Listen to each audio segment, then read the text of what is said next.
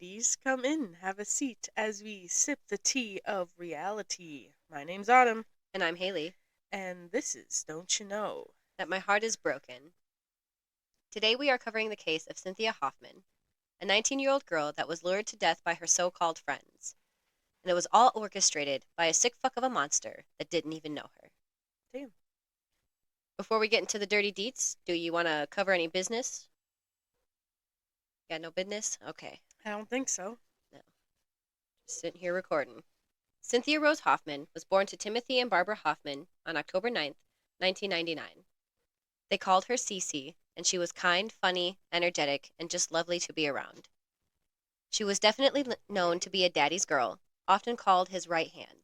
It would become apparent that Cynthia was a bit behind the other kids in school. I'm not sure what her official diagnosis was, if she had any, but I read many sources that she was a little bit developmentally delayed, like Okay. not necessarily Same.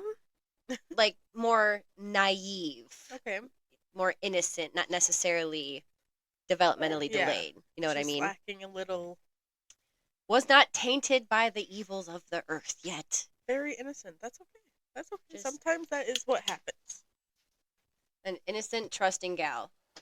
Though she was 19, she was said to be developmentally at a 12-year-old level. So not far behind, but perhaps a bit more naive. She was very trusting and took things at face value. All she wanted was to have friends. It might have been difficult for her to make friends at her own age, as she wasn't as interested in the same things, having a more childlike outlook on life. She wasn't into drugs or alcohol or the petty dramas of early teen years. Cynthia was content to hang out, play games, and just have an all-around wholesome time.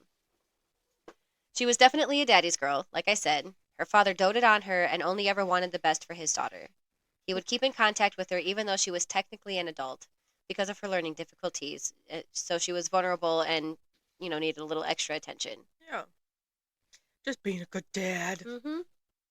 She was busy and determined in school, graduating in 2018. She would go on to begin work as an apprentice for her father, who was in construction, earning a little extra dough in the restaurant while she was studying for her driver's license. Cynthia did have a small group of friends. Her best friend was Denali Brehmer. Now, Denali was said to have had a troubled childhood, resulting in her not making the best choices in life. They would often take selfies together and hang out. Timothy, Cynthia's father, would recall that Cynthia kind of fangirled over this particular friend. She was always asking if she could go over to spend the night and hang out, go places, and just enjoy their teen years. Okay. Despite Denali being a bit of a troublemaker, Cynthia enjoyed her company the most. Besides her dad, that is. Well, no one comes close to your daddy. Of course not. That was his girl. They were, two peas in a pod. That's adorable. It is. It's so cute. All right, let's fast forward a bit here to the night of June 1st, 2019. Cynthia intended to spend time with her sister. She told her dad that she was going over there for the weekend and that she would let him know when she got there. The next day, when he still hadn't heard from Cynthia, he called his other daughter, who apparently I never went back and figured out her name, but he called his other daughter. Not important. It is important, and I will go back and... We'll do some research on the pod, and we'll insert it at the end. We don't really even need to call her out by name. Keep her private. But his other, called Cynthia's sister, who said that she had never arrived. Dog. Timothy was a father who liked communication. He had bought each of his children a phone and told them to call whenever they needed him and to always answer when he called. He didn't care what they were doing, whether they were in church, school, hanging out with their friends. When he called, they answered. Period. As it should be. Right? If Not I'm paying not for in a this, domineering way, but in a... If I'm paying for it, I'm you not answer. calling you just to fucking ask what color the sky is. Yeah. All right, so anyway, he expected that they answered when he called because he wouldn't call for any reason. He wasn't overbearing, but he knew the dangers of the world and wanted to keep his children safe. Timothy, her father, would suspect that something was wrong, and on June 2nd, when Cynthia hadn't returned any of his calls or text, since this was out of the ordinary, he called the authorities to report her missing, but was told that he needed to wait 24 hours since she was adult and they was not required to answer his calls or texts and had every right to disappear if she so wanted to. That is true, but also if someone's like, you know your she's kids, developmentally slow I and always she's hate missing. hearing that because it's like, I know my fucking kid. Yeah. I don't Like- have kids, but like... You're connected. You would know. Like, they don't just... Unless it's been cut off, you don't just disappear. I don't know. Anyway, so he had to wait since she was an adult. Which I still don't think there's a law about that, but... Oh, we could look it up, but, oftentimes they're told, you need to wait a while because they're over the age of 18, and if they want to go, they want to go. So. Look at him. He's up in the wall now. Oh, he likes to be up there. That way he's away from the dogs. Her father did his best, but they would not fully comprehend how vulnerable Cynthia truly was. I mean, think about it. If you hadn't heard from your middle schooler for more than a couple of hours when she was supposed to have turned up at her sister's house but didn't, you'd be concerned. Yeah, obviously. By no means was he being overbearing. His daddy intuition was telling him that his baby girl was in trouble. Because like I said, I'm assuming she was. Yeah, she's 19, but like I said, she was more naive. She was very trusting. She was round about, 14, 15 in her she was just outlook on the world. A little younger mentally. Yeah. So, like, the authorities didn't really get that. Yeah. It's like... They didn't realize she was a vulnerable adult. Yes. Yes, exactly. Thank you. Since he would get no help from the authorities, he would reach out to the news stations and start his own search party. He got on his bicycle and rode through the parks to find his daughter. That's so heartbreaking. I can't... I have kids of my own. Yeah. Just any kids in general. I'm just like, I can't not imagine knowing where they are. Is it going dark over there too? It's the dogs running back and forth. Oh, I forgot which way we're facing. Okay. Yeah. I thought we were facing out towards the road. No. Many people reached out to help, even one of Cynthia's friends, Angela. She had texted her Timothy, Cynthia's father, and said that Cynthia had asked for a ride to Polar Bear Park, and she had agreed to give it to her. They had parted ways at around 4 p.m. on June 2nd. Cynthia was wearing blue jeans and a hoodie and tennis shoes. This was odd because Cynthia hadn't mentioned this to either her father or her sister. Angela would go on to say, and this isn't verbatim, that she doesn't trust what Cynthia said about that guy and that she only wants the best for her and for her to come back safely. She had been texting her all day with no response and thinks Cynthia is ignoring everyone. Timothy asked what Angela meant by that guy, but she wouldn't explain further. He passed the messages on to the authorities, who were finally looking into the disappearance of his daughter. However, it came to light that Cynthia didn't have a friend called Angela. Angela was, in fact, a cover for Denali Brehmer. I'm assuming that's a boy. No, Denali Brehmer's a girl. Cynthia's best friend. Okay, like the girl she was really into. But Denali this, Denali was this. she not allowed to see her anymore? No, they were never, kept apart from each other. Dad cocked an eyebrow because he's like, she's iffy. that girl, Yeah. Little risky, little demanding, but that's who Cynthia wanted to hang out with all the time. Okay. And she was texting Timothy, Cynthia's father, as Angela, trying to lead his thoughts into a certain direction and, trying to manipulate the situation, saying, I don't trust that guy that Cynthia was talking about that Timothy would never heard of, but he definitely would have heard of because him and his daughter were two peas in a pod. Okay. That was his girl, and if she liked a boy, she would definitely be telling Daddy, I think he's cute. Yeah. Yeah. And then saying that I didn't see her after 4 p.m., but this is what she was wearing, and, I've been texting her all day, but I think she's just ignoring everyone. Yeah. She's ignoring me, so she must be ignoring everyone. Your fucking ego can just shut down. Just, bring it back down to... Exactly. Thank you. Makes sense. On the evening of June 3rd, a Nicole contacted police with some information. She said that her daughter and a boy known as Anthony were at her house. Anthony had confessed to Nicole's daughter that Cynthia was dead and that he was responsible. He said that he and Denali Brehmer had perpetrated the murder. After that, they left the house, and she doesn't know where they are. The police were able to locate them and dig deeper into the claims. Denali is Nicole's daughter. On June 4th, the remains of Cynthia Hoffmann were discovered along the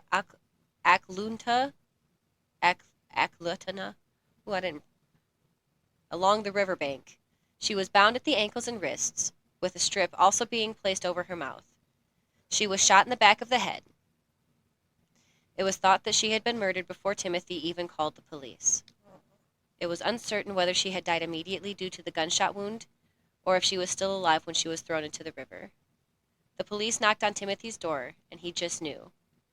He asked if she was dead, and they had to confirm the unfortunate news. He said in one of his interviews that he can only imagine that she was screaming for him while she was being tortured. Those screams echo in his mind every day.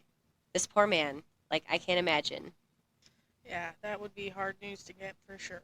Children are not meant to be buried before their parents. It's just... Yeah. Unfortunate it does happen, but... and then, it was later revealed that she did, die from the gunshot wound. That's good. But still, to be so discarded. Yeah, that's terrible. This poor child. At least she didn't endure... Oh, no. Okay, well... She was tied up.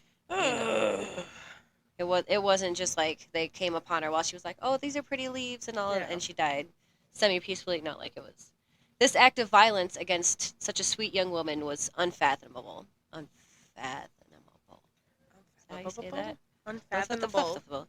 She was kind to everyone, never mentioning any problems that she had.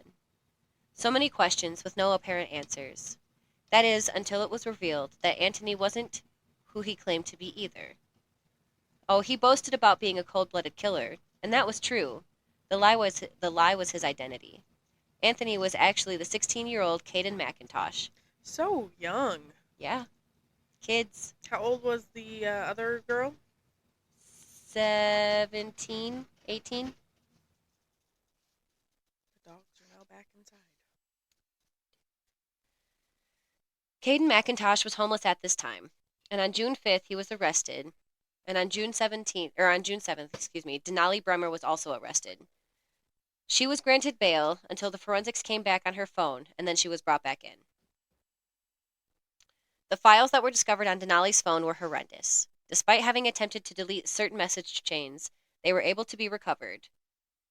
They're always able to be recovered. She was sabotaging evidence, right? Denali had a long-distance relationship with a millionaire named Tyler. The things they would talk about were heinous. The putrid evil of these two are unimaginable, and yet they are too common a reality. Tyler would tell Denali that he was a wealthy man living in Kansas. Okay. The files that would be recovered in Denali's phone were a string of explicit child sexual abuse images and videos. They were self-produced by Denali at the request of Tyler. Text messages would be found of him asking her to rape an 8-year-old, which she did, recording it and sending it to Tyler. These sadistic fucking pieces of shit. I don't know how they find each other. They do. But they always do. They always do. Somehow, some way. Like a fucking magnet. Yeah, honestly. And it's 7 individuals all came together to commit this murder for hire. 7 people. Oh my god, what has the world come to? And you know what their starting bid was? Or their ending bid? $500,000 between 7 people. Yeah, you're gonna get anything. To murder a whole ass human being. That sounds like a lot. It's not. But for a fucking human being, I don't know, that's kind of priceless to me. But who am I? I don't know. I don't get it. Anyway, I'm getting ahead of myself. That's only $71.5 per person. That ain't shit. That's not a human life. What the fuck is that? Anyway, Tyler would go on to ask Denali to rape a 14-year-old girl and send him the video of it. The night that she had planned to do it, they had sent a text message exchange where Denali would say that she was on her way to buy weed to get the child high so that she wouldn't fight back so much. She was also alleged to have texted that she was looking forward to them uniting and being able to rape together. What the actual she's 16? 17, 18? A full-ass person? Unfortunately, Denali was again successful in the rape and production of child sexual abuse images that she proudly sent to her puppet master, Tyler. Mm-hmm. Now that they were professional rapists, it was time for them to turn the dial to murder. Tyler would offer Denali $9 million to rape and murder another human being. And she said, bet. These people... Did she ever get the money for the first one? No. Okay. No. There is no doubt in my mind that these people are the devil's spawn and Obviously, should they spend the are rest of their lives something. being tortured every day, every waking moment. Denali had dollar signs in her eyes and immediately began to plot her perfect murder. Over several weeks, she would recruit Caden McIntosh, Caleb Leyland, and 2 other minors who cannot be named due to their age. She offered them $500,000 to assist her in the abduction, rape, and murder of her friend, Cynthia Hoffmann. Cynthia's best friend. Yeah. I mean, are you fucking with me? But, no, she's just. Okay, this is your friend, but okay. Denali figured it'd be easy to lure Cynthia because they were already friends and she trusted her. That would make sense. And she wasn't wrong. She invited Cynthia to a night out with the group. Of course, Cynthia was excited and said yes. I'm not sure if Denali told Cynthia not to mention where she was going or not, because I did read that she said that she was going to go to her sister's. Okay. So. Maybe it was a secret stop. You know. It could have been. You know. The finer details. Denali gathered her little group of demons, and they all smoked weed, while Denali manipulated her friend with an intellectual delay into a death trap. With friends like these, who needs enemies, right? I'm fucking A, man. Anyway, at some point, Denali convinces everyone that it'd be fun to go into the woods and take, like, dark horror photos of them all bound and scared. They all agree and nominate Cynthia to be the first one. Rocky has feelings about that. Could we please not? Hey! All right. Quit. You tell them how you feel, Rocky. You say it. They convinced her okay, first. so yeah, we were into convincing she was convincing them to take dark photos. They nominated Cynthia to go first. They would all smoke weed, and Denali said that Cynthia was intellectually disabled, so this should be easy to give in to the peer pressure. She says Cynthia smoked the weed. Her dad says she never would have, regardless of peer pressure.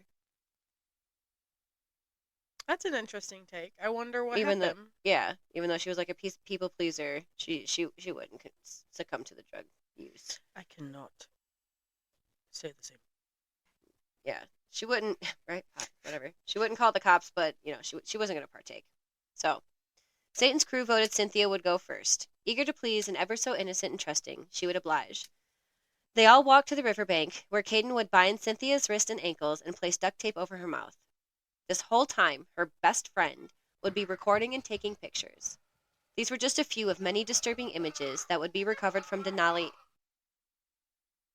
and Darin's phone. Whoa. They had hundreds of files of child sexual abuse material. Disgusting. Yes. Fucking disgusting human trash of a being. Of course. Literally not even worth the scum on the fucking earth. No. The scum is too good for you. Right? There's nothing that is the bottom. Many of these images were self-produced by Denali while she was committing her previous heinous crimes. She was only 18 when she was doing all of this, mind you. Like, I get that her brain wasn't fully developed. Do you have any background on her her being raised? The friend? Because that seems like so fucked up for an 18-year-old. Maybe. Okay, we'll see. I might go into it a little bit. I might have just been like, I don't care what your background was. There's fair. No excuse. But we can. That is fair. But I just want to see if she was like, if it was a situation like, no, we never saw that coming, or if it was, well, she was, herself raped and groomed and all that type of stuff. From what I read, it was like she had a pretty typical, divorced parents, I think. But I don't think she was, beaten and raped regularly. Pretty typical. Okay. Probably get into it later. It's been a while since I wrote these, so. Okay. Well, we'll see what you wrote. It wasn't long before Cynthia realized this was an assault and started to shout that she was going to call the police. Denali silenced her by holding a gun to her head. Though Tyler had wished for there to be a rape and murder, there was no evidence that Cynthia was sexually assaulted. Good. Denali, At least that part. I mean, the small blessings, right? Denali would then give the gun over to Caden, who wasted no time in shooting Cynthia in the back of the head. They dumped her body in the river like she was trash. Except they're the trash. They're the scum. Vile cretins of evil. They returned to the car where they would make an effort to cover their crimes. They burned her purse, ID, and even the gun. During one interview, Caden would admit to binding Cynthia, but claimed that he had blacked out, but did recall shooting her and pushing her into the river. Denali would try to shirk the responsibility to Caden, saying that she was frightened for her own life and only following his lead. This was discovered to be bullshit because it was found that she was documenting all of this on Snapchat and sending it to her beloved Damon. It was obvious that she was involved. She brought the gun, folks. She came up with the plan. It was her conspiracy to commit murder, premeditated creation of violent snuff films, fucking charge her with it all. And littering and burning without a permit and evidence tampering, evading arrest, everything in the fucking book, right on her head. And that's just for Cynthia's murder. We aren't even talking about the life she traumatized prior to this. Right. She's a disgusting. Where do these fucking people come she from? She doesn't even deserve Begin an to, abortion pill. Thank God they didn't waste her mom. Her mom didn't. She should have been swallowed. Because, honest, she's not even worth the swallow. I hope she was spit. Well, right? Spitters or quitters, but in this instance, I'll let it pass. But fucking. Anyway, I'm not sure what to extent the others' involvement were, except they were all witnesses to the crime, did not stop it, and actively participated in it.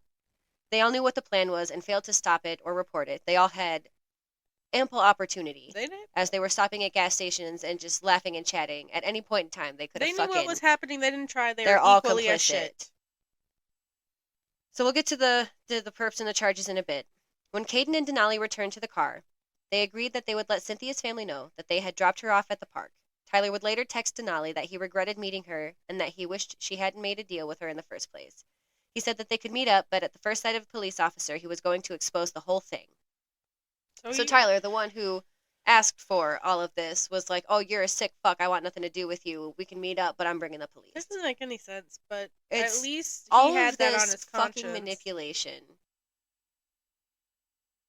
Or maybe he knew she was shitty and manipulated her to be obsessed with him so he could catch her and report her. No, this was not. No. He was just a sick fuck manipulating other sick fucks. Okay. It was obvious that Tyler was the mastermind behind all of this, using Denali as a weapon to do his bidding from hundreds of miles away. But who exactly was Tyler? Turns out, Tyler was Darin Schilmiller from Indiana, a 21-year-old bitch boy living in his mommy's basement. He met Denali online through Tinder, catfishing her as Tyler the millionaire. Now, this in no way, shape, or form absolves Denali of wrongdoing. Just because she was promised millions of imaginary dollars does not excuse her that she was catfished and manipulated. Yeah, no, that doesn't matter. I mean, absolutely it happened, not. And he is she let disgusting, herself be fucking. But she did your fucking self. No, you weren't smart enough. That's not my problem. You should have known the sides of a manipulator being a manipulator. Exactly. Despite the troubled past and manipulation, she knew what she was doing was wrong, and she did it anyway. Several times, and got off on it. She is scum. She's toxic waste, evil incarnate, and so is Darin Schilmiller. Like, if you look at her fucking trial photos, she is such a smug little bitch. Should we do a live reaction? Yeah. Live reaction. I have not seen Brehmer. any of these pictures. She's... I don't even know. This poor baby. What's the last name?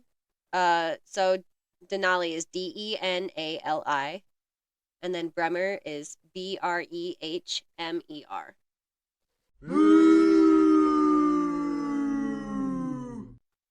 This was the one that manipulated her? Let me see. So I got Cynthia. Yeah. The dumb twit in the fucking middle. Was the one that manipulated her. Yeah. Okay. That's not the photo I was referencing. Her sentencing photo.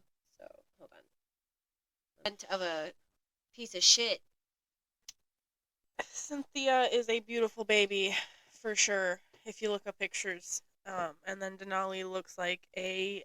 fucking no chin having ass piece of shit.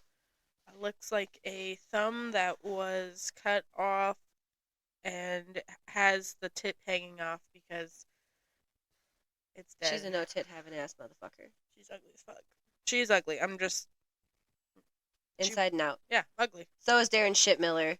He would be arrested for his part in these crimes. He would go on to admit that as a teenager, he would get online and ask young girls to send him nude photos, so he's been a predator since he could fucking... As since soon he as could... he had access. Yeah. I bet he was the guy Excuse me. that asked for nudes and you'd send them and then tell... You'd be like, I'm only 12, and he'd be like, ooh, even better. Mhm. Darin would make different accounts all over the place and prey on children. He would be described as off and creepy, going as far as to ask people for pictures of their children, specifying that he especially wanted ones at diaper changing and bathing times because he had a dirty diaper fetish. Yeah, he's a sick piece of fuck.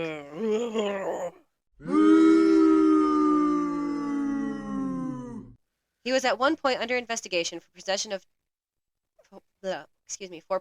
child sexual abuse images, but the charges were dropped for whatever fucking reason. I don't care what his background is. This is unacceptable. Because I didn't really like dig into his childhood. Yeah, Like, no, that's fine. You don't need to. Not everyone needs an explanation of why they're like that. That's just... They're gross. You fucking know better. During the investigation, authorities subpoenaed Verizon for Denali's phone data, which would reveal the full extent of Tyler and Denali's depravity. Obviously, the news of all of this shocked the neighborhoods. It's unnerving how normal-looking motherfuckers can be cruel and sadistic. A short time later, a Snapchat video would be found featuring Denali speaking to all of her friends how she loved and appreciated them, but that it would be a while before they would hear from her again. Who gives a fuck? Good riddance. Yeah, bye. She ended it with, I'm sorry, I didn't mean to do it. Then you shouldn't have fucking done it. I mean, and that wasn't even the first time. That was your third offense, you piece of fuck. Like, I'm sorry, I didn't mean to do it. Bitch.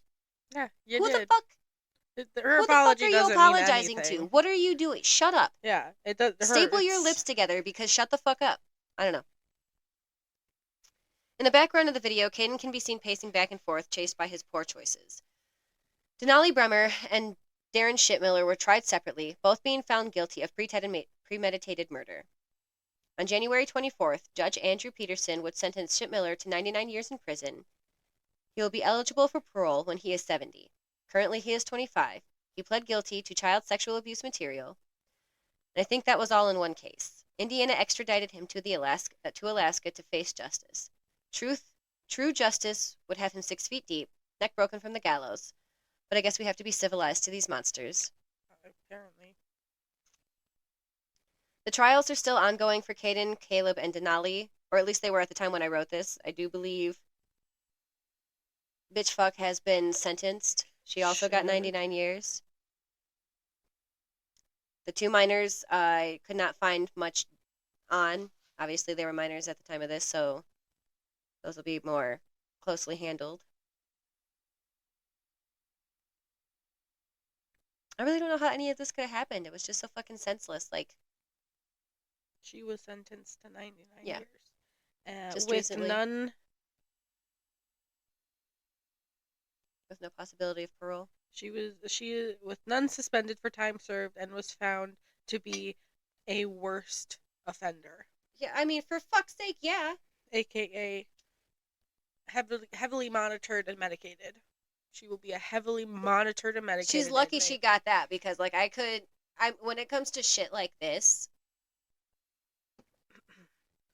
you know, we put down rabid animals. I'm just saying. Like, I don't know. For shit like this, I think you should just send them to Gen Pop. Let Gen Pop Let Gen Pop show you what you did to them. That's all I need. Trust me, you won't make your way out. I got a little bit more here. Denali and Darin were also brought up on federal charges for the child sexual abuse material and the child exploitation. Conspiracy to produce, commit, receive, and distribute, and coercion and enticement of a minor. I hope the book is thrown at them. 1,000 lives in prison. Pieces of shit. Wastes of oxygen. They got way less than what they deserved. Absolutely. But civilized society and all of that. I think they should just, like I said, send them to Gen Pop. Let it be what it is. Whatever. I know, eye for an eye, world goes blind, all of that, blah, blah, blah, blah, blah, but still. That's disgusting. Molested and recorded the molestation of an 8-year-old child. Can you imagine Enticed being a that 8-year-old 14-year-old child's parents having the police come to you, if they already didn't know, and say, we have found evidence that your child was molested. By a trusted neighborhood kid. Like, can you imagine that? Like, absolutely no, I not. would be distraught. Just 99 years doesn't even seem like... Whatever. I get it. Anyway, my pretties, that was a hell of a spill. As always, you can reach lead us it on... off into a... Oh, yeah.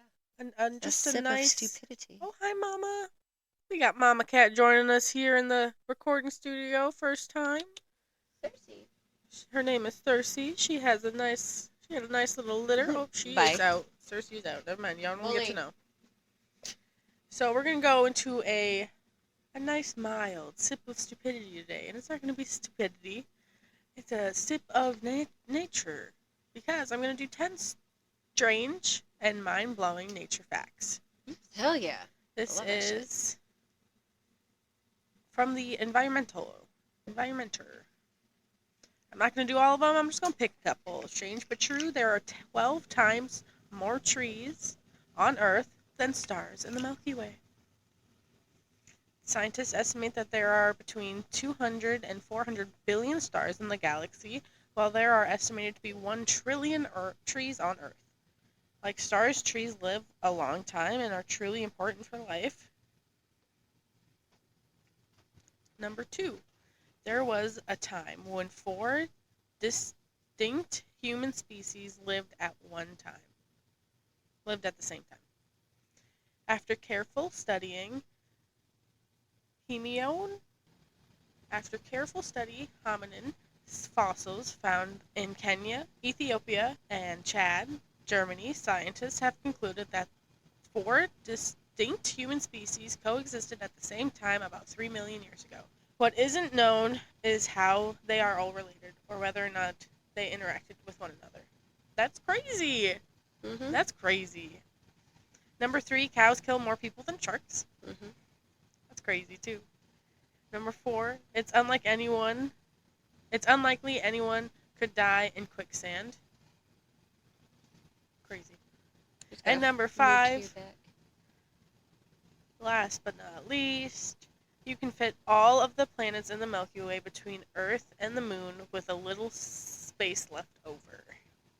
That'd be a hell of a fucking sight. Right? Like, wow. Everything's going crazy. Speaking of crazy, why don't you, You can find us on the following at Don't You Know. Everything is at Don't You Know Pod, whether it's Instagram, TikTok, website, Facebook, email. Mastodon. Yeah. Go check out our Facebook and our website. Give us some clicks and likes and reviews. Send us some email suggestions if you want. Again, everything's at Don't You Know. My name's Autumn. And I'm Haley. And this has been another episode of Don't You Know. And don't forget to lock your doors, bitches! Woo!